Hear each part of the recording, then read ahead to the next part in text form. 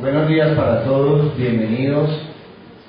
En el día de hoy iniciamos la 10ª versión de las jornadas académicas en el Instituto Colombiano del Sistema Nervioso. Este semestre tenemos una programación bastante interesante y realmente llena de afecto. Hemos buscado que todas las escuelas de pensamiento tengan representación en estas charlas, y para abrir el semestre hemos invitado a una de nuestras más queridas colaboradoras, profesora, psiquiatra, investigadora, directora del SAI de Estudios Controlados del Instituto Colombiano del Sistema Nervioso, la doctora Marcela Alzate, a quien casi todos ustedes conocen, y los que no la conocen van a tener la oportunidad de conocer en el día de hoy la capacidad de visión desde varios ángulos de Marcela sobre la enfermedad mental, en especial en lo que tiene que ver con los episodios psicóticos, y una parte del título de la conferencia que realmente nos seduce a asistir es el después del primer episodio psicótico, que tal vez determine lo que va a ser la vida de un paciente de ahí para adelante. Así que, como esa es mi fantasía, yo prefiero dejarlos en compañía de la doctora Marcela Alzate, quien gentilmente ha aceptado la invitación de esta casa. Muchas gracias, Marcela, y bienvenida. Bueno, vamos a empezar diciendo que el doctor Jiménez tiene toda la razón. Esta es mi casa, y a mí me parece muy rico que este segundo semestre yo pueda venir aquí. Y dado que de alguna manera se está empezando este nuevo semestre, pues qué tan interesante preguntarnos un poco qué pasa después de este primer episodio psicótico. ¿Y por qué pasa después de este primer episodio psicótico? Porque si nosotros no intervenimos en este primer episodio psicótico, posiblemente, o al contrario, si intervenimos adecuadamente después de este primer episodio psicótico, es bastante posible que logramos modificar el curso. Digamos que esta es una agenda propuesta en la que espero no demorarme o no extenderme. Sin embargo, está diseñada más o menos para aproximadamente 30 minutos, empezando con la historia natural de la enfermedad, una visión muy nueva que nos permite explicar un poco cuál es la postura que tenemos, que es el modelo de los estadios o del estadiaje, no solamente en la esquizofrenia, sino en las enfermedades mentales crónicas. Vamos a hacer un poco de énfasis en un momento específico, que es el que se llamaría periodo crítico, que está asociado con la historia natural de la enfermedad. ¿Qué va a pasar con la remisión y con la recaída? ¿Cuándo se puede hablar? ¿Qué es la intervención que podemos hacer de adherencia y la propuesta? Y un poco las conclusiones. Esta diapositiva, que tiene que ver un poco con lo que ha sido considerada la historia natural de la esquizofrenia, no es una diapositiva nueva y está partiendo de grandes pensadores. Nadie en la historia de la psiquiatría ha podido rebatir, digamos, aspectos tan importantes como lo que Kraepelin decía. Pero como lo que nos obliga en este momento es hacer un poco la referencia del curso de la enfermedad, Kraepelin, digamos, históricamente nos habla de que la enfermedad empieza con un inicio muy temprano de los síntomas. La esquizofrenia viene a ser una enfermedad que en sus primeros episodios definitivamente afecta a la población joven, a la población adolescente, que el curso es un curso crónico y deteriorante, y que los síntomas definitivamente son mucho más allá que las simples alucinaciones o trastornos delirantes. Pero tal vez Floyd abre un poquito la ventana cuando dice que una recuperación parcial es posible, a diferencia un poco de lo que Kraepelin proponía, que hablaba de un curso crónico deteriorante de manera infalible. Mientras que Floyd habla de una recuperación parcial, Schneider nos empieza a hablar que si nosotros tenemos la posibilidad de intervenir sobre algo, eso es la autonomía del paciente. Pero si nosotros hilamos un poco estos tres modelos de la psiquiatría, viene a ser bien interesante, porque fotos o situaciones como estas que aparte de ser bonitas y aparte de ser bonitas desde lo que representaba el momento histórico, lo que sea, ya definitivamente no estamos interesados en que los pacientes sigan teniendo el curso crónico deteriorante que tradicionalmente le conocíamos a la esquizofrenia.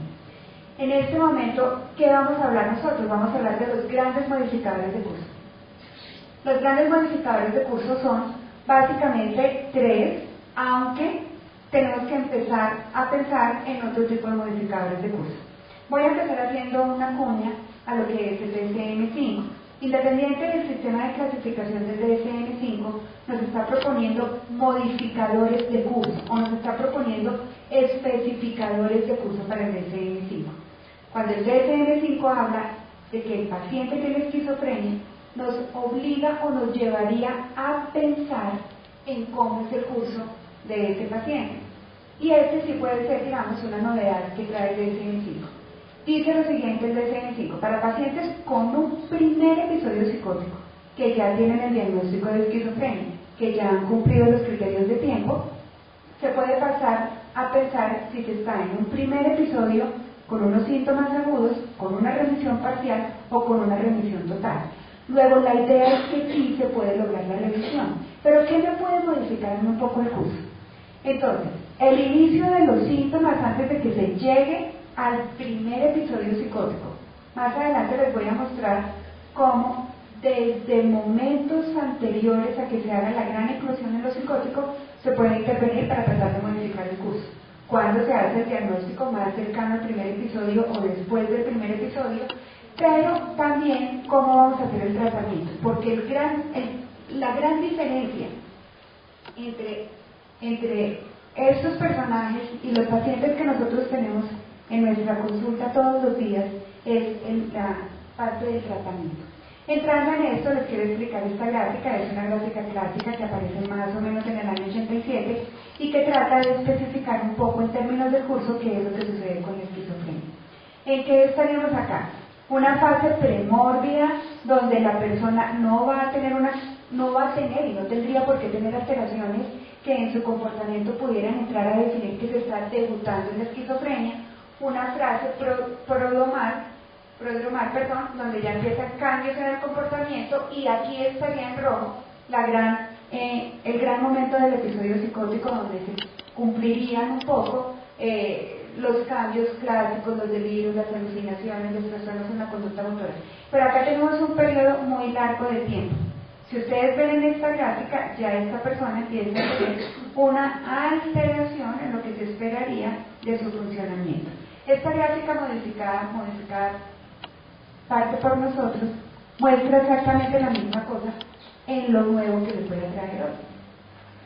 Los síntomas psicóticos empezarían, digamos, después de los 5 años, suponiendo que esta persona debutara alrededor de los 20-22 años en la esquizofrenia, tendríamos que empieza a presentar síntomas psicóticos un momento antes del tiempo que haga la gran eclosión, ¿de acuerdo? Pero esto es inferior comparado con lo que tiene que ver con el funcionamiento, y cuando nosotros estamos hablando del funcionamiento, estamos reconociendo que en la esquizofrenia, como síntomas cardinales de la esquizofrenia, aparece una alteración en la manera como esta persona funcionaba en la totalidad de los aspectos de su vida: su funcionamiento social, su funcionamiento académico, su funcionamiento familiar, y que de la adecuada intervención que se puede hacer de esto, pues de alguna manera, perdón, voy a quitar esto se puede quitar.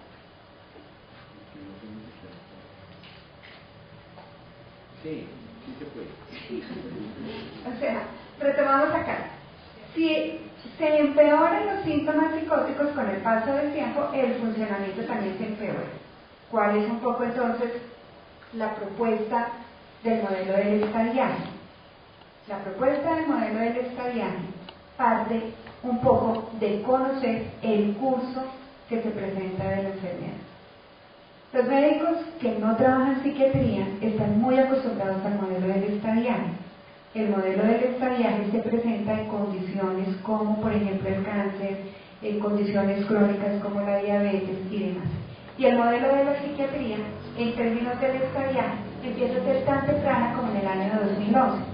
¿Y qué condiciones o qué importa o qué implicaciones tendría tener adecuada claridad sobre el modelo del estadiaje y la esquizofrenia? Básicamente, en la medida en que nosotros podamos entender cuál es el curso de la enfermedad, evaluada o medida entre diferentes fases o diferentes estadios de la enfermedad, se va a poder hacer una intervención adecuada para evitar la progresión. Eso es completamente válido, por ejemplo, para patologías como el cáncer. Con el cáncer sabemos, el cáncer es curable si se detecta y se interviene a tiempo. No todos los cánceres van a tener esa posibilidad, pero en este momento los modelos de estadio están poniendo las condiciones mentales crónicas como la esquizofrenia y el trastorno bipolar dentro del modelo del estadio. Nosotros que tenemos que conocer de una enfermedad para saber que el modelo del estadiaje se puede aplicar. Por un lado, las condiciones de la enfermedad. ¿Qué serían esas condiciones de la enfermedad? Que tengan un inicio claro del momento de los síntomas y que el curso de la enfermedad, en la medida en que va progresando la enfermedad, empiece a empeorar algunos de los indicadores o algunas de las consideraciones de la enfermedad. No vamos a decir que con el paso del tiempo van a empeorar los delirios. No podemos decir que con el paso del tiempo empeoran las alucinaciones de la esquizofrenia. Lo que sí podemos decir es que con el paso del tiempo empeora la alteración en el funcionamiento de la persona con la esquizofrenia. Por ese funcionamiento es absolutamente claro y su intervención en los primeros episodios es completamente clara. La presentación es bien definida por su curso crónico y lo que se busca, que tal vez creo que ninguno de los aquí presentes logrará conocer, son los marcadores biológicos que nos permitan decir qué cantidad, digámoslo así, de esquizofrenia se tiene circulante en sangre. No tenemos correlatos en términos de marcadores biológicos, no tenemos correlatos en términos de imágenes que nos permitan, por ejemplo, como sucede con la diabetes, decir que a partir de un cierto punto de corte se va a tener diabetes cuando yo mide la glicemia. Eso con la esquizofrenia no sucede, pero desde la perspectiva clínica sí lo podemos hacer. Entonces, ¿qué tenemos para la esquizofrenia en el modelo del estadiaje? El modelo del estadiaje, que aparece propuesto en el año 2011 y es poder intervenir oportunamente para evitar la progresión de cada uno de los diferentes momentos. Y van a ver ustedes, y es relativamente fácil y desde la clínica se puede lograr. Este es uno de los dos modelos diferentes de estadios en el que hay. ¿Quiénes serían las personas que estarían en un estadio 0? Son personas que tienen algo riesgo de psicosis pero no tienen ningún síntoma. ¿Quiénes estarían aquí? Ahí estarían, por ejemplo, los familiares en primer grado de consanguinidad de las personas que tienen esquizofrenia. Por ejemplo, los hijos de alguno de los dos padres con esquizofrenia, un hermano de un paciente que su hermano tenga una esquizofrenia. No tienen síntomas mentales, pero de alguna manera es en una población que tiene alto riesgo de presentar la esquizofrenia. ¿Quiénes estarían en el estado 1A y en el estado 1B? Y aquí entramos con otro concepto, con otros conceptos que son muy claros, que es el tiempo de la enfermedad no tratada. Antes de que la persona debute como tal en el primer episodio psicótico, que sea de características esquizofrénicas, en esa fase prodromal, muy posiblemente puede venir a tener síntomas leves o síntomas específicos que no alcanzan a estructurar una enfermedad, pero que ya están evidenciando una alteración en el funcionamiento, que en la gráfica que yo les mostré, la que tiene las curvas, se identifica, por ejemplo, cuando se separa de lo que es el comportamiento de sus padres en el colegio.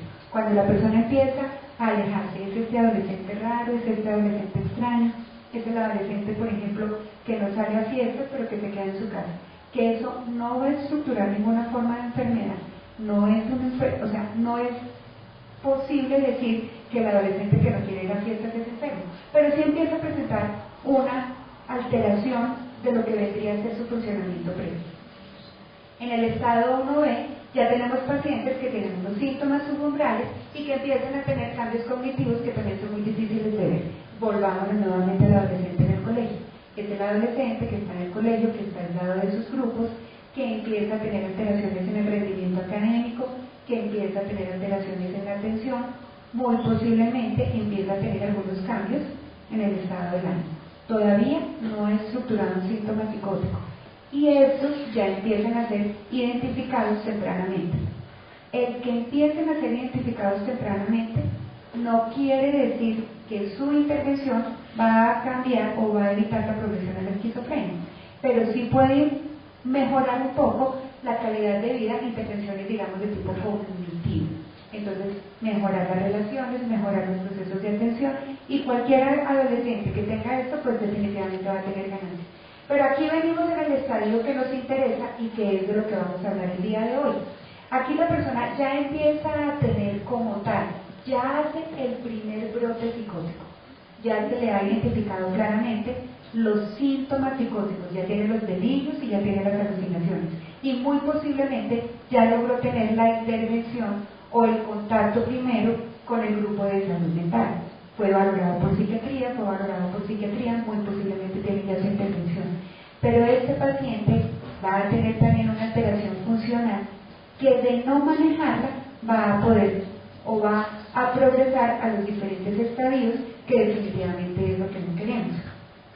Un poquito más ampliado, el estadio 2 que nosotros tenemos, estamos hablando de un periodo de tiempo que iría desde el primer episodio psicótico hasta el final del periodo crítico, que iría entre 3 y 5 años del momento en que el paciente tiene el debut en la psicosis, o por lo menos el acercamiento la primera vez a la hospitalización de psiquiatría, o la primera vez al control por el psiquiatra, o la intervención por alguien del equipo de salud mental. Y es un tiempo terriblemente valioso. Este tiempo es muy cortico en términos de tiempo. Después del primer episodio psicótico tendríamos de 3 a 5 años, o incluso, no sé si la tengan en esta diapositiva, la pudiéramos llevar, o algunos investigadores la llevan hasta 8 años, si se tiene en cuenta el momento en que esta persona empieza a tener unos síntomas que, aunque no son psicóticos, sí corresponden a la enfermedad. ¿Qué hay que hacer en este periodo? Identificar cuáles son los factores de riesgo que hicieron que esta persona recayera o cayera en la psicosis. Optimizar los desenlaces, como lo que yo les decía, en términos cognitivos, mejorar en estos pacientes los procesos de atención, los procesos de memoria, los procesos de orientación, los procesos de comunicación, los procesos de lenguaje. Hay que optimizar un tratamiento que no específicamente desde lo farmacológico, sino desde lo farmacológico más las intervenciones por las diferentes disciplinas, pueda lograr la remisión de síntomas, prevenir las recaídas, pero sobre todo retornar a los niveles previos de funcionamiento. Entonces, mientras más tiempo se demore en lograr el tratamiento específico que haga que el paciente retorne a sus niveles previos de funcionamiento, definitivamente todo lo que tenga que ver con los costos, no solamente los costos en lo económico, no solamente los costos en términos del medicamento, sino los costos en términos de calidad de vida, en términos de funcionalidad, definitivamente van a ser mayores. Entonces aquí viene un cambio en la propuesta, y este cambio en la propuesta, esta sería la gráfica, aquí estaría la gráfica que habíamos mostrado antes de funcionalidad, aquí estaríamos hablando de cómo los síntomas psicóticos tienen una tendencia a lo largo de la vida a persistir, y en nuestro primer episodio psicótico estaríamos hablando que de la adecuada intervención deberíamos mejorar la funcionalidad para tratar de llevarlo lo más cercano a los niveles previos de funcionamiento y un poco lograr la disminución de la progresión de los síntomas psicóticos, o sea, mejorar el impacto de las intervenciones que se hagan desde lo psicosocial y desde lo farmacológico a lograr disminuir el impacto de la enfermedad que tenga. Pero solamente se pudiera lograr en los primeros 3 a 5 años de la enfermedad, para que realmente tenga una adecuada intervención en el tiempo. Si nosotros no hacemos la intervención temprana, si nosotros perdemos la posibilidad de intervenir sobre este periodo crítico, definitivamente vamos a entrar al paciente a un círculo vicioso de lo que está sucediendo. Se incrementan los costos, vuelvo y les repito, o sea, los costos directos son, me imagino yo, muy fáciles de medir, o sea, los costos de cuánto cuesta el día de hospitalización y cuánto cuesta el medicamento que se está tomando, mejor dicho, es fácil. Pero los costos de este paciente perdió la posibilidad de trabajar, este paciente perdió la posibilidad de estudiar, perdió la posibilidad de integrarse con su familia, son unos costos muy altos. El retardo del tratamiento que sea efectivo porque aquí hay una condición en este modelo, y la condición en este modelo es que los síntomas desaparecen muy rápidamente. Los síntomas, las alucinaciones y los delirios desaparecen. Y todos aquí hemos tenido pacientes a los que ha sido más fácil o más difícil que el delirio y la alucinación desaparezcan. Con 1 o con 2 o con 3 o con 5 medicamentos desaparecen. Pero no estamos hablando de eso. Estamos hablando que cuando estamos hablando de que el tratamiento sea un tratamiento efectivo, estamos haciendo específica referencia a esta parte de la funcionalidad del paciente, que es un poco lo que acá dice. Las interferencias en el funcionamiento hacen que esta curva no suba como aparecía en la última gráfica, sino que esta curva tenga tendencia a ser plana, y hacia el final, 10, 15, 20 años después de la enfermedad, se vuelve nuevamente a presentar la caída, y es lo que conocemos como la esquizofrenia residual. Y este costo también tan alto que lleva implícito es toda la cantidad de condiciones asociadas a la esquizofrenia, como por ejemplo el abuso de sustancias, la depresión, los eventos secundarios por los medicamentos, que de alguna manera también intervienen. Dicho en otras palabras, el panorama, si no lo modificamos, termina siendo absolutamente caótico, y lo que queremos hacer un poco es romper este círculo vicioso. ¿Qué nos dice la literatura? Yo sé que estas diapositivas no les gustan al doctor Jiménez, trataré de, ¿no?, cuando aparecen las gráficas y los valores del P, trataré de que no sea así. Pero ¿qué nos dice la literatura? La literatura nos dice que los pacientes, cuando llegan al primer episodio de psicosis, más allá de llegar al primer episodio de psicosis porque alucinan y deliran, tienen una cantidad de características que tienen que ser tenidas en cuenta para que salgan de ese primer episodio psicótico. ¿Cuáles son esas características? El tiempo de psicosis lo tratamos. ¿Cuánto tiempo tiene el paciente con los síntomas psicóticos antes que llegue a consultar por psiquiatría? Muchas veces son tan cortos como de pocos días, pocas semanas, pero también con otra frecuencia tenemos pacientes que llegan a la consulta de psiquiatría cuando tienen años de la enfermedad, porque de alguna manera su contexto social permitió que el paciente estuviera inmerso dentro de su temática delirante. Mientras menor tiempo se tenga de psicosis no tratada, la respuesta sobre el funcionamiento va a ser favorable. A mayor tiempo de enfermedad, antes de que se trate adecuadamente, va a ser más difícil la respuesta. Y el tiempo de enfermedad no tratada, que no solamente hace referencia a los síntomas psicóticos, sino un poquito más atrás en el tiempo, cuando el paciente altera su funcionamiento, ¿no?, va a llegar peor. Mejor dicho, un paciente que llegue con un nivel previo de funcionamiento más comprometido va a tener menor posibilidad de tener una adecuada respuesta de su primer episodio psicótico que el paciente que llega mejor. La comorbilidad con uso de sustancias, y aquí hago la propaganda, no a ninguna forma de sustancias psicoactivas en pacientes psicóticos, no a la marihuana, no a la cocaína, y ese tiene que ser un énfasis importante y como estrategia de tratamiento, sobre todo la que está estadísticamente más asociada a la marihuana, que también los pacientes se la autoformulan como manera de manejar la ansiedad, y lo que tiene que ver a la adherencia a la medicación. Pero yo diría que más de la medicación es la adherencia a los tratamientos. En esta gráfica les estoy mostrando que los pacientes que tienen esquizofrenia definitivamente sí mejoran. Los pacientes que hacen un primer episodio psicótico, que se les hace la intervención, sí logran la mejoría. Y yo creo que aquí las gráficas son lo suficientemente claras en el sentido, aquí el paciente está muy malo y aquí el paciente llega a la mejoría. ¿En cuánto tiempo? En 2 años. ¿Por qué en 2 años? Por lo que yo les decía a ustedes. Es muy fácil que el paciente, entre comillas, deje de alucinar y delirar, pero es muy difícil que retome quién eres. Entonces ahí le estamos dando 2 tiempos. ¿Y quiénes son los que recaen? Porque digamos que ya lo sacamos del episodio, digamos que el paciente ya logró tener un poco esta mejoría, digamos que el paciente ya volvió a estudiar, digamos que el paciente ya volvió a su entorno familiar y ya sale a las reuniones familiares y ya participa, pero digamos que ya tiene esta parte de la funcionalidad. En este estudio se ve que las tasas de recaída son muy, muy altas, tan altas como del 50 al 60% en el primer año, pero que las recaídas aumentan la cronicidad, el deterioro funcional, la carga del cuidador y la atención por la enfermedad. En este estudio analizaron 109 factores que pudieran estar relacionados con la recaída de 153 estudios. Entonces digamos que ese es un estudio que termina siendo juicioso, pero que también puede ser un factor de estudio. De los 109 predictores habían 34 clínicos, no hubo ninguno. No hubo ninguno que fuera lo suficientemente importante que permitiera decir su presencia o su ausencia podía determinar que se tenía o no se tenía la esquizofrenia.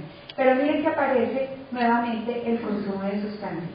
Las características sociodemográficas y familiares tampoco fueron lo suficientemente claras de ser predictoras de que el paciente recaía.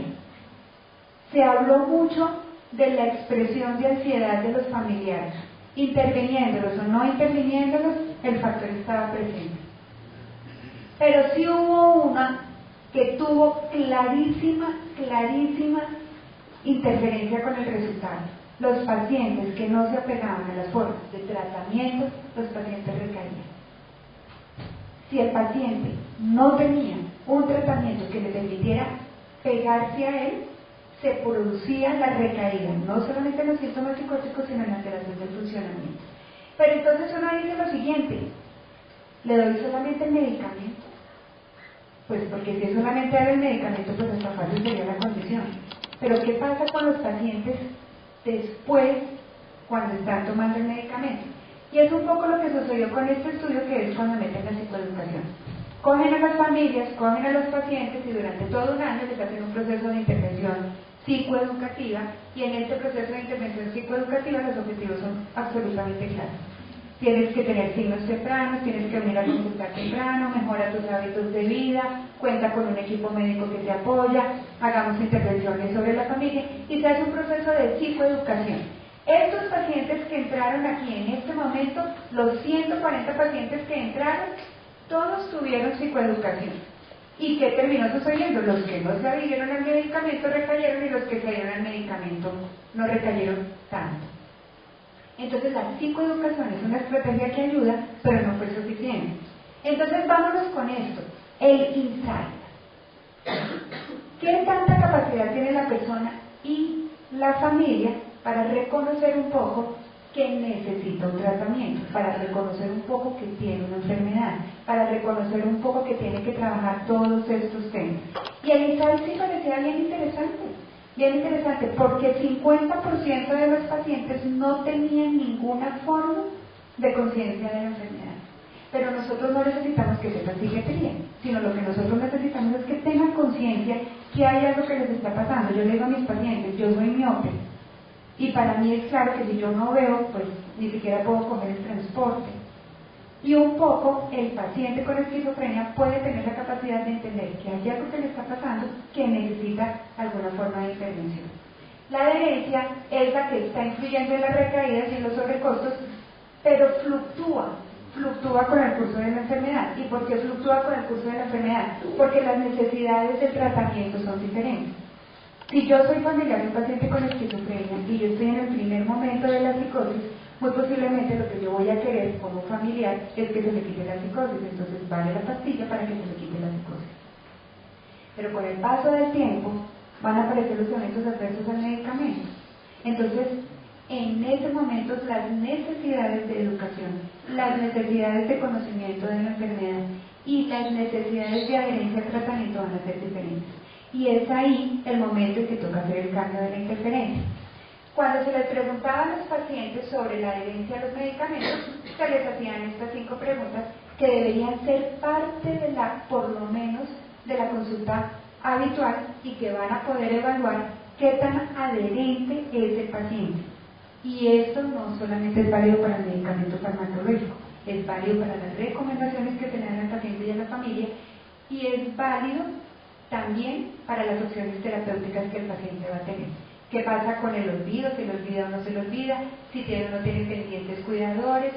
Esta costumbre que tienen los pacientes, que como yo ya estoy bien porque dejé de alucinar y delirar, pues definitivamente no tomo la medicación. O la familia dice: yo prefiero que no se tome la medicación.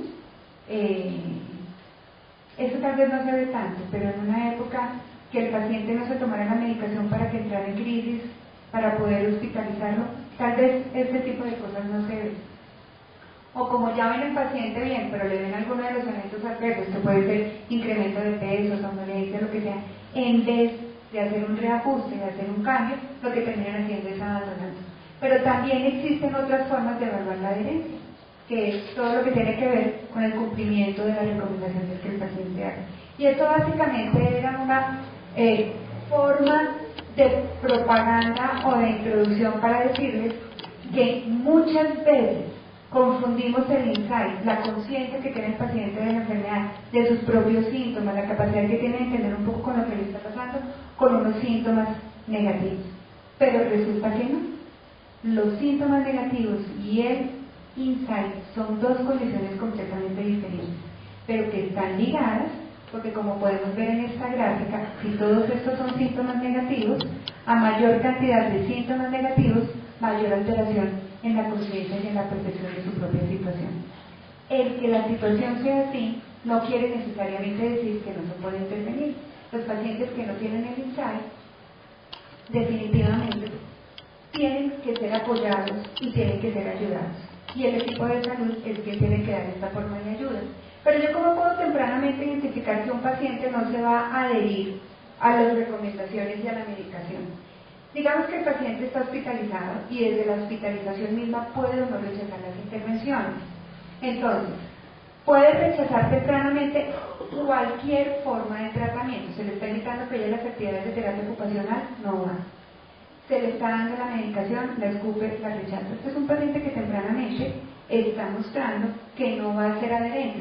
Y ahí es cuando entramos a mirar otras características que nos pueden entrar a ayudar a reforzar un poco la adherencia, como el soporte familiar, como la creencia que tenga la familia de los medicamentos, como el soporte de grupo, como lo que desde el grupo puedan hacer diferentes actividades. Acá, por ejemplo, se tienen todos los días actividades con los pacientes, y de lo que yo he visto, muchas veces los pacientes hablan con los pacientes respecto a la enfermedad, o respecto a las creencias de la enfermedad, o a la creencia de los medicamentos, o a la necesidad de los medicamentos. Y eso, las asociaciones, por ejemplo, de pacientes con trastorno bipolar la aprovechan mucho, porque posiblemente el grupo social y los pares sean quienes ayuden mucho también con la parte de la adherencia. Y con esto, lo que les quiero decir es que es un proceso dinámico. La adherencia es un proceso dinámico, donde no solamente se le puede poner al paciente, sino también se le tiene que poner al médico que esté dirigiendo o liderando el proceso para el paciente. Hay que mirar cuáles son las creencias del paciente, pero sobre todo cuáles son las necesidades. Para el paciente, cuáles serían los beneficios y cuáles serían los beneficios para el entorno familiar y cuáles serían los beneficios para el médico en caso de que el paciente vaya a recibir un tratamiento que le pueda producir eventos adversos como la caticia o que le pueda producir mejoría sobre los síntomas positivos si hay pacientes que sabemos que de alguna manera son complacientes con sus síntomas. El proceso es dinámico, el proceso cambia con el tiempo, el proceso se moldea, se modula, se mejora, se empeora, pero no se puede desanimar ni desalentar en esta situación. Y bueno, las creencias de la familia. Y ya con esto termino.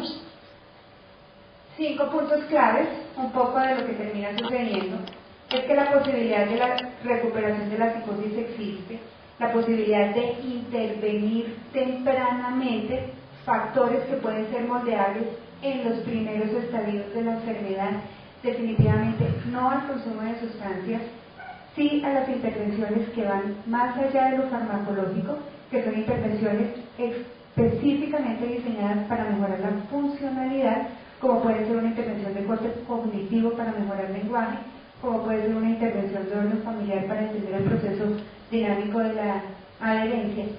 Solamente la adherencia al medicamento y a las demás intervenciones puede evitar la progresión tan absolutamente rápida en esos momentos.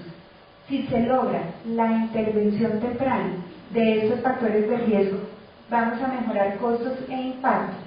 Y aquí una frase: a temprana detección, temprana intervención, prevención de las recaídas y prevención de la discapacidad. Esto está completamente claro en el modelo del estadiaje. Y el modelo del estadiaje tiene que permitir el diseño de protocolos de tratamiento que no queden exclusivamente ligados a la intervención del momento farmacológico donde el paciente tiene los síntomas positivos. No dejar de lado la funcionalidad, no dejar de intervenir en funcionalidad. El equipo de salud mental es un equipo que está formado por múltiples disciplinas y al estar formado por múltiples disciplinas permite la intervención de las disciplinas lo suficientemente valiosas como para que nos podamos apoyar en estas disciplinas. Hablo particularmente de terapia ocupacional, de psicología, de trabajo social y de todos los grupos psicoeducativos. Y creo que con esto acabo. Gracias.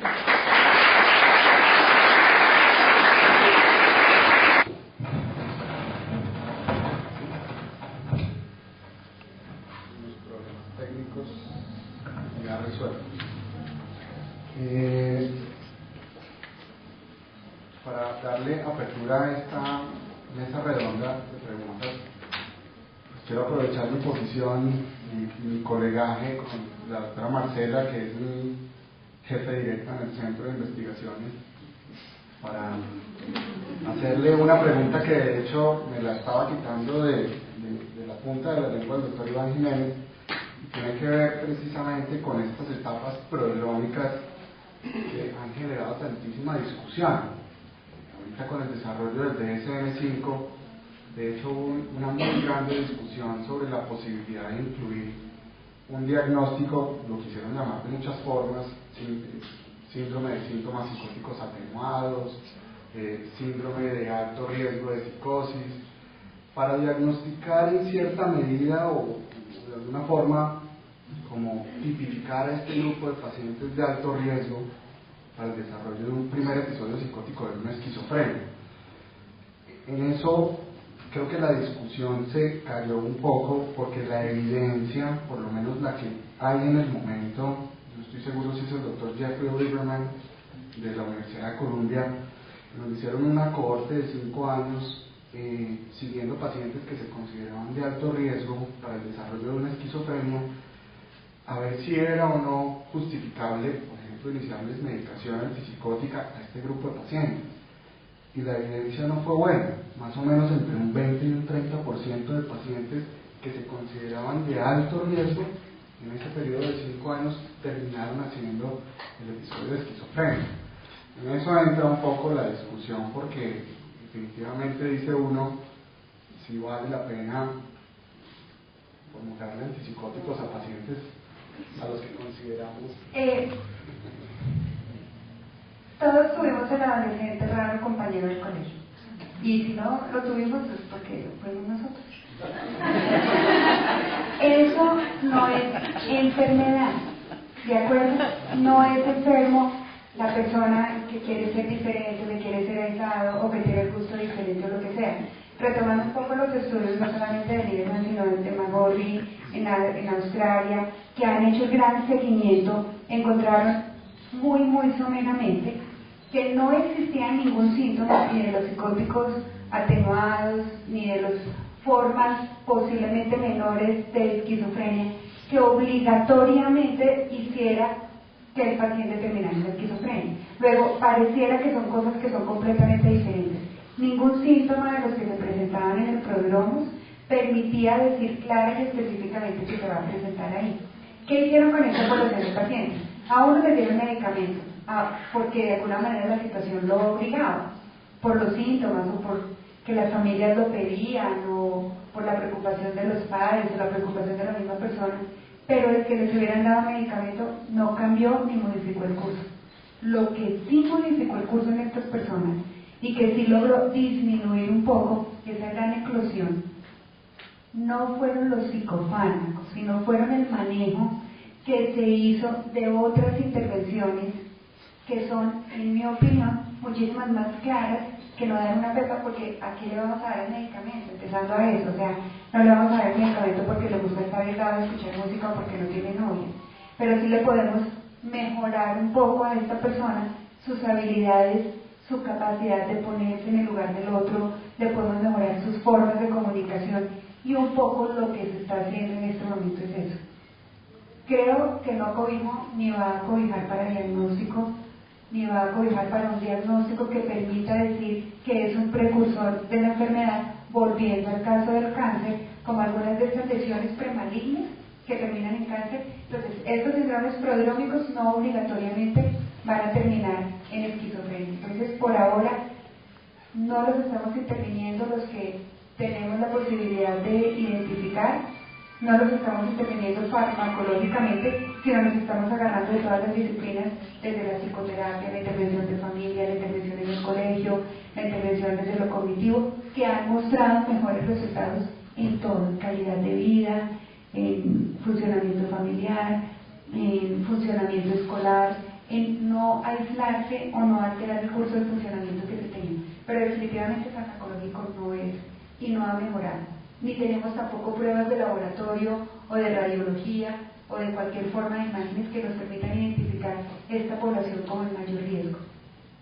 Estos pacientes de ultra alto riesgo, lo que sí se ha hecho son valoraciones cognitivas y sí se ha visto que se alejan un poco de la población, pero eso tampoco es un síntoma, tampoco es una, bueno, es un síntoma, pero no es un síntoma de enfermedad. Menos mal todos somos diferentes, mejor dicho. Muchas gracias. Creo que tenemos una pregunta. Yo creo que quedó resuelta. Eso. Tenemos otra pregunta atrás. ¿Nos regalan su nombre, por favor? Vea la pregunta.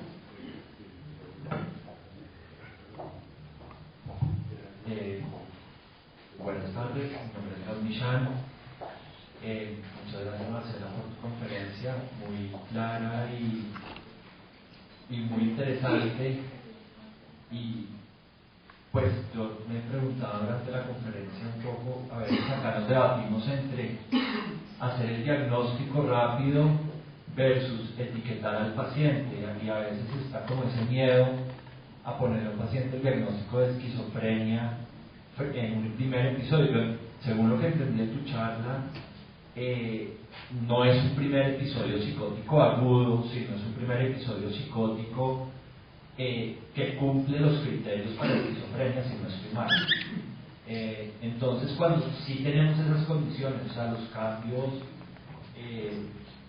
pues durante el año, los 6 meses, más el episodio que dura más de un mes, pero no hay diagnóstico previo, a veces hay como una tendencia a evitar poner el diagnóstico para no etiquetar, o otra que yo comparto más, esa de poner el diagnóstico si ya se puede para empezar el tratamiento adecuado.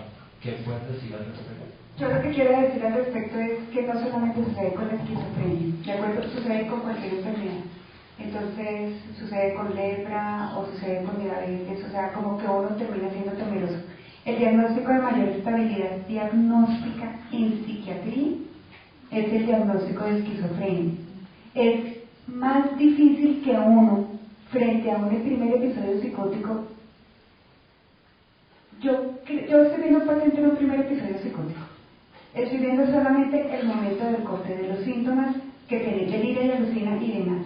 Pero si yo veo un poquito más allá, si yo miro su funcionamiento, si yo miro los factores de riesgo, si yo miro todo ese tipo de condiciones, puedo llegar más cercano a un diagnóstico de esquizofrenia. Ese diagnóstico de esquizofrenia es muchísimo más estable en el tiempo. Pero entonces yo te cambio la propuesta. A mí no me da miedo diagnosticar esquizofrenia si yo tengo certeza de que no solamente el episodio psicótico, sino los funcionamientos alrededor son esquizofrenia, siempre y cuando puedo ofrecer algo más en términos de la intervención. Si este es un paciente al que yo la única cosa que le voy a ofrecer es tómate tu medicación y vete para tu casa, da lo mismo si es esquizofrénico, si es un primer episodio, no sé, de cualquier otra condición, pero si yo le digo, nosotros creemos que con el diagnóstico que tú tienes en este momento debemos intervenir más allá de los síntomas psicóticos. Debemos intervenir en tu colegio, debemos intervenir con tus amigos, debemos intervenir. Muy posiblemente yo sí voy a poder modificar el curso, porque el tratamiento o el diagnóstico tendrían lógica si son unidos, porque si yo le niego la posibilidad a este paciente, porque yo tengo temor a etiquetarlo, porque yo no tengo claridad en el diagnóstico, personalmente yo también se lo digo, pero también hago la intervención. Igual, por ejemplo, el paciente está debutando en la psicosis con elementos afectivos o con lo que sea, y terminas en el curso del tiempo teniendo un diagnóstico de un trastorno bipolar. La intervención temprana que yo le estoy haciendo en términos de la funcionalidad es perfectamente válida. No veo ninguna razón en la que la intervención no sea válida. Yo le estoy modificando, pero pretendiendo modificar, ¿de acuerdo?, los factores de riesgo para que continúe con los episodios. Le estoy permitiendo que mejore adherencia, pero le estoy quitando patrones maladaptativos de comportamiento, por ejemplo, el consumo de sustancias psicoactivas, en lo que yo tengo una postura muy personal, no a ninguna forma de droga. Entonces, no importa si el paciente es esquizofrénico o es un episodio psicótico breve, que definitivamente no tiene nada que ver con eso, relacionado con sustancias psicoactivas, con marihuana, por lo menos le intervení que quitaran la marihuana y le mejoré un poco como sus hábitos de vida. En este momento tenemos, por ejemplo, los antipsicóticos atípicos, y los antipsicóticos atípicos están indicados para las diferentes formas de psicosis. Entonces, más allá de trascender en el medicamento, tengo la posibilidad de trascender en las otras intervenciones que se van a mejorar. Y yo sí creo que si tengo un paciente que tiene 6 meses de enfermedad, que tiene compromiso en lo funcional, que tiene un episodio psicótico, que no tiene ninguna causa que lo justifique, demorarle más tiempo la intervención psicoeducativa sobre adherencia, no creo que logre, sobre adherencia y sobre su enfermedad, no creo que lo vaya a mejorar, y creo que estoy perdiendo tiempo esencial aprovechando el momento del impacto, digamos así, más o menos. Esa es mi postura y es lo que yo personalmente hago.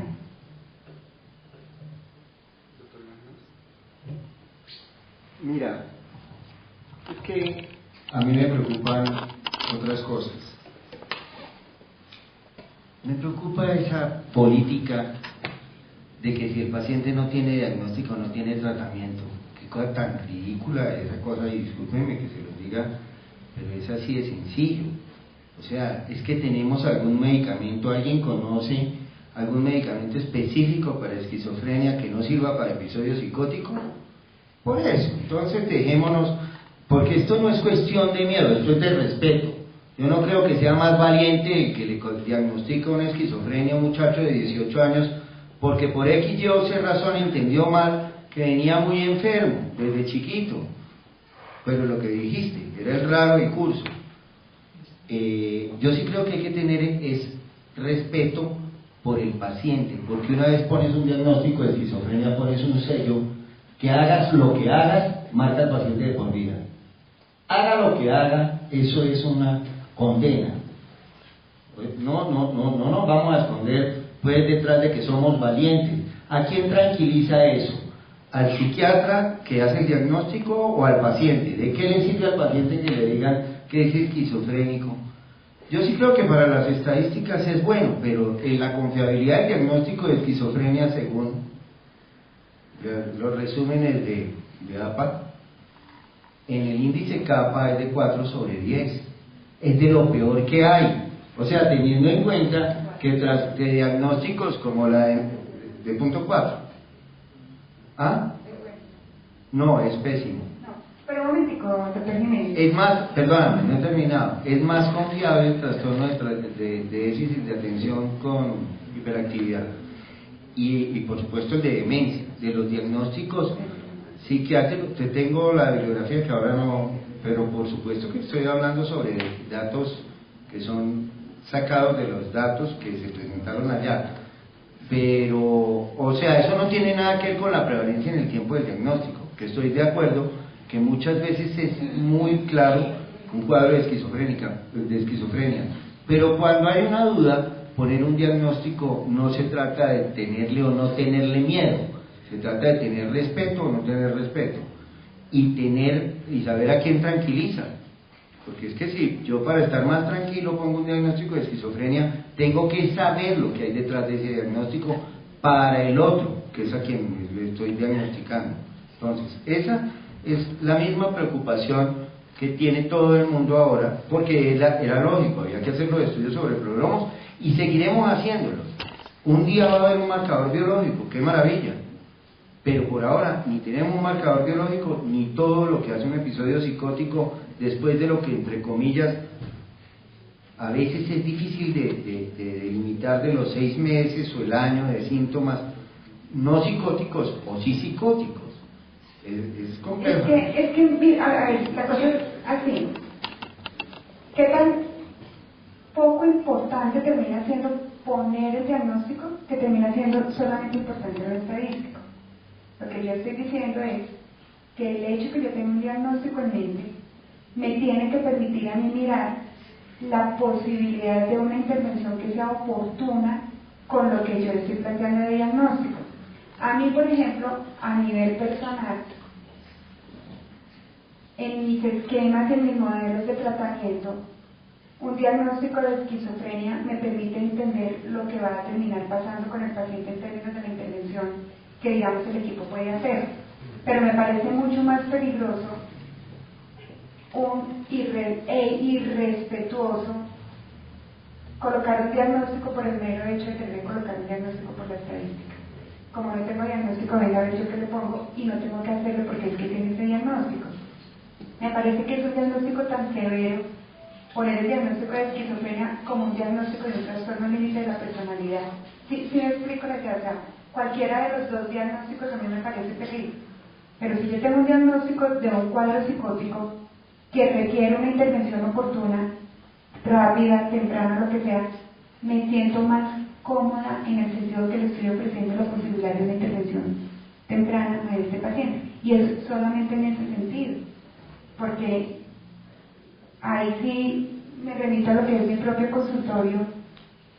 Muchas veces yo tengo pacientes en el consultorio que tienen muchos años conmigo y ni siquiera pienso qué diagnóstico tienen, porque sé por dónde quiero llevar la intervención, sé cuáles son los objetivos de tratamiento, sé a dónde quiero llegar, pero no tengo que llenar obligatoriamente el formato no post, el resumen de egreso, lo que sea, que me obliga a tener que sentarme y etiquetar un diagnóstico. Pero tanto en el escenario de mi consultorio como en el escenario de mi práctica psiquiátrica, casi siempre hago psicoeducación o una intervención educativa, no psicoeducación, sino una intervención educativa de lo que yo creo que el paciente tiene, puede mejorar, qué cosas pueden pasar, qué puede esperar, qué riesgos tiene, cómo se puede intervenir.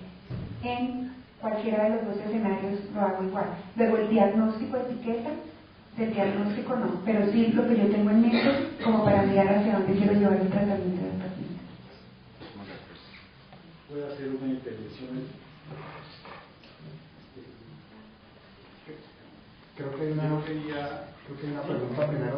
No, creo que es sobre la discusión entre los dos. Querían, a ver. Estoy viendo la posición del doctor Jiménez y de la doctora Alzate, pero también en la medicina común y corriente se utiliza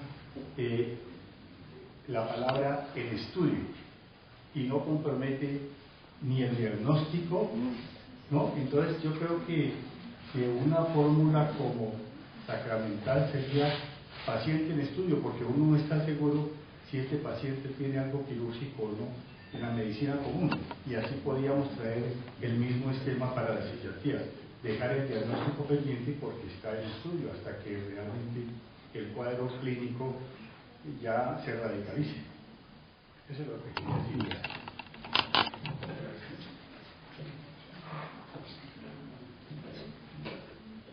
Creo que el estadístico CAPA a nivel mundial está en 0,6. Bueno, intermedio bueno. Sí, de 0,6 a 1 todavía nos queda 0,4. No, de acuerdo, pero desde el punto de vista estadístico Es muy mala la confiabilidad de los diagnósticos en psiquiatría, es lo que te quiero decir. Pero en los psicóticos de esquizofrenia, o sea, No, pero la que yo decía es paciente. no, estoy de acuerdo, es que por eso te digo, la persistencia del diagnóstico, una vez que se establece, la estabilidad es buena. Lo que pasa es que no todo lo que se diagnostica, pero claro, Omar, perdónenme, pero es que es clarísimo. Mira, aquí nos podemos quedar mucho tiempo porque es una posición. Vuelvo y digo, yo no creo que sea de miedo, creo que es de respeto, pero respeto también que algunos piensen que es que yo tengo miedo.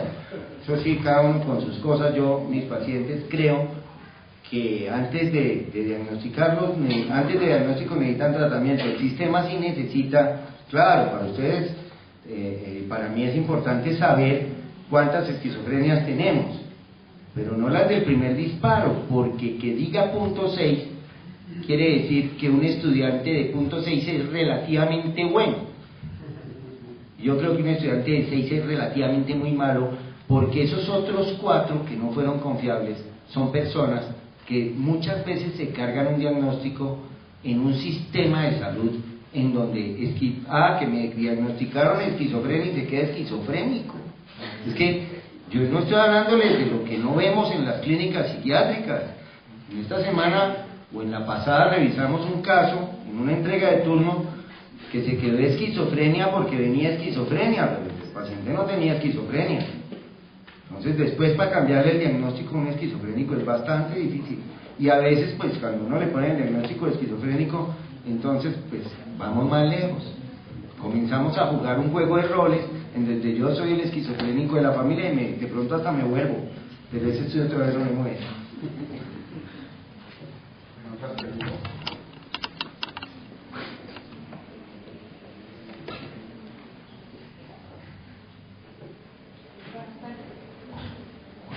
Mi nombre es Ángela Villalba y hago parte del equipo de acá del instituto.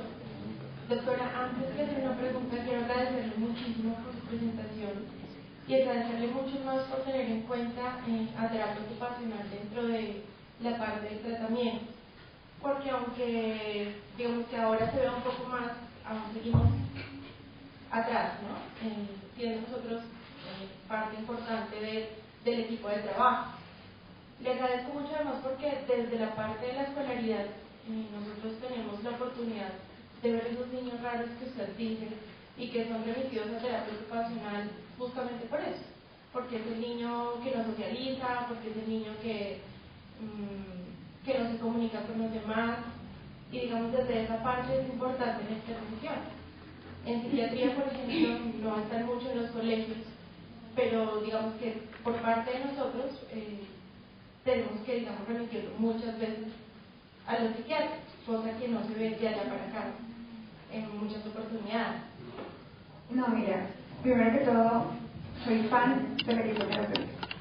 ¿De acuerdo? Yo no concibo mi trabajo sola, porque es que, ¿qué hago? O sea, no sé, me imagino como un ponque y solamente hago una parte. Pero cuando yo hablo particular y específicamente del trabajo de terapia ocupacional, y no voy a meter en un terreno que no es el mío, pero es que la terapia ocupacional habla, estudia o trabaja con la ocupación humana, ¿de acuerdo? Y hablar de la ocupación humana no solamente es hablar de la ocupación en términos de cómo me entretengo, es cómo me entretengo, cómo trabajo, cómo vivo, cómo disfruto, cómo puedo mejorar esas estrategias, cómo vivo en comunidad, y que puede ir desde la cosa, o sea, desde un extremo de la línea, en cosas tan absolutamente sencillas como venga y me levanto y soy capaz de mi autocuidado en mi ocupación, como tener una cama, cosas de estas. No está el extremo opuesto de venga que yo tengo una discapacidad mental y un equipo de trabajo conformado también con terapeutas ocupacionales puede devolverme a mí la autonomía de la que hablaba Simula. O sea, la autonomía, por ejemplo, es de las cosas en términos de las ocupacionales, del manejo del dinero, que definitivamente terapia ocupacional sí lo hago. Y valga también la oportunidad para decir, sin psicología, tal vez no. Y valga también la oportunidad para decir, sin trabajo social, no. O sea, omnipresente psiquiatra, no, porque además de todo es mirar como un toro, no sé, desde una parte en la plaza, es como mirar solamente una parte, es como esta idea que tienen los de la filosofía hindú del elefante, de que los 5 ciegos que describen el elefante, entonces el fenómeno del primer episodio psicótico posterior del primer episodio de esquizofrenia, el psiquiatra lo puede mirar desde la perspectiva de salud de enfermedad, pero terapia ocupacional lo puede mirar desde la perspectiva de la ocupación humana, pero trabajo social lo puede mirar desde la perspectiva de un sistema familiar o del ecomapa, o de las redes sociales, o lo que sea, psicología desde la parte de la cognición, o la parte educativa, cómo mejoramos eso. Entonces, no hay equipo, no sabría cómo hacerlo sin equipo. Claro, es fácil en la parte hospitalaria porque son los medicamentos, ya, pero sí. Gracias, doctora. Muchas gracias. Yo quería, pues, básicamente como apoyar esa misma postura. Yo creo que pues, desde lo neurobiológico, desde lo psicofarmacológico, apagamos incendios un poco, neuroprotegemos en algo al paciente, pero definitivamente es el trabajo terapéutico en sus múltiples modalidades lo que nos mejora la funcionalidad del paciente, y a eso es a lo que le queremos apuntar en la actualidad y que hemos venido aplicando en términos de los pacientes con trastornos psicóticos mayores. Que el paciente no me haga una reactivación psicótica en los próximos 6 meses es positivo, pero de nada me sirve si el paciente no está psicótico pero está en su casa acostado en su cama todo el día. Entonces, en ese orden de ideas, en evidencia científica, es el trabajo terapéutico multidisciplinario lo que definitivamente ayuda sustancialmente a la mejora de la recuperación funcional de estos pacientes. ¿Tenemos otras preguntas?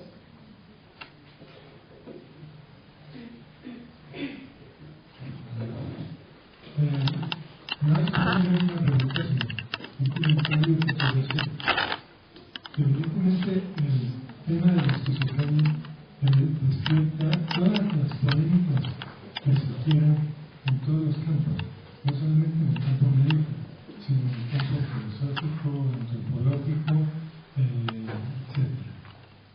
Y desde ese punto de vista, hacer un diagnóstico de esquizofrenia, depende de las circunstancias, puede ser tan problemático o tan grave como no hacerlo. Porque si no se hace el diagnóstico, entonces los primeros en exigir que haya un diagnóstico cuando no es el mismo paciente es la familia que dice, pero ¿qué tiene el paciente? ¿Qué tiene el paciente, doctor? Porque naturalmente la reflexión de cada quien es que si no se sabe en términos de diagnóstico qué tiene el paciente, pues no se lo puede curar. Pero si se hace el diagnóstico es más grave o es igualmente grave porque se diagnostica algo que es por definición incurable.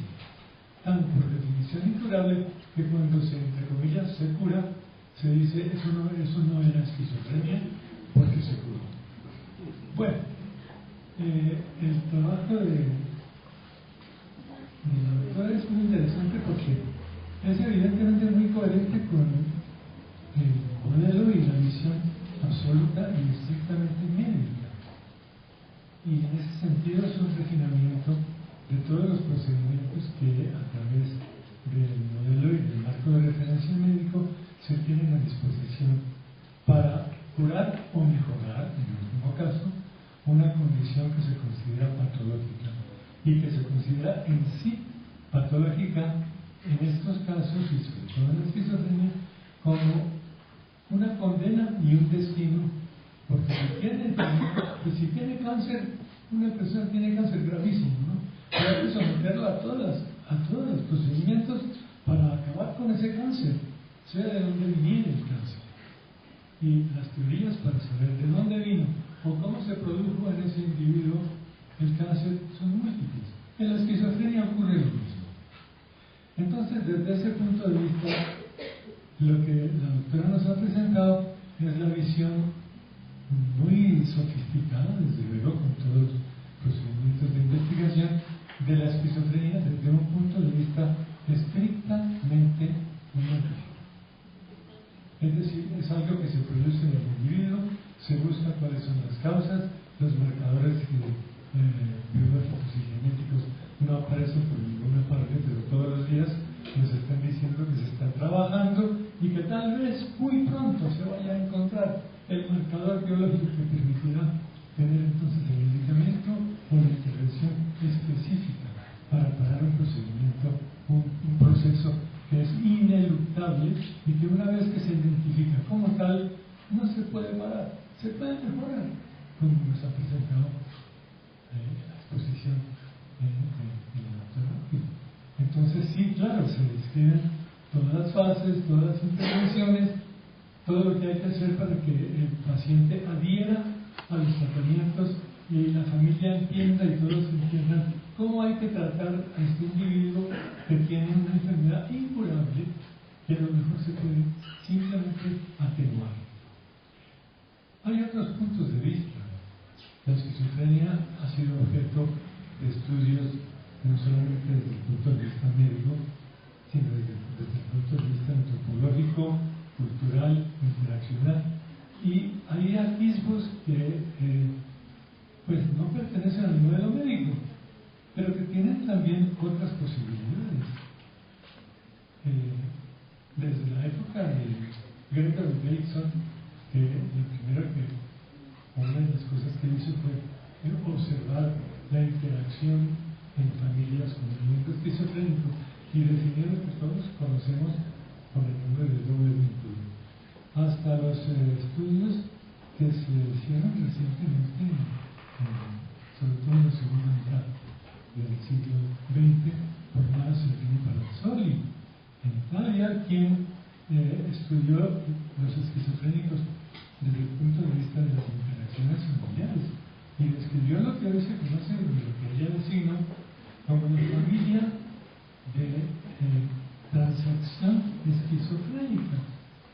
Entonces la esquizofrenia tiene muchas facetas y muchas caras, y hay muchas maneras de considerarla, y hay muchos esquemas, y hay muchas, llamémosles así, con una palabra que a veces se utiliza para mí es muy dura, de epistemologías, ¿no?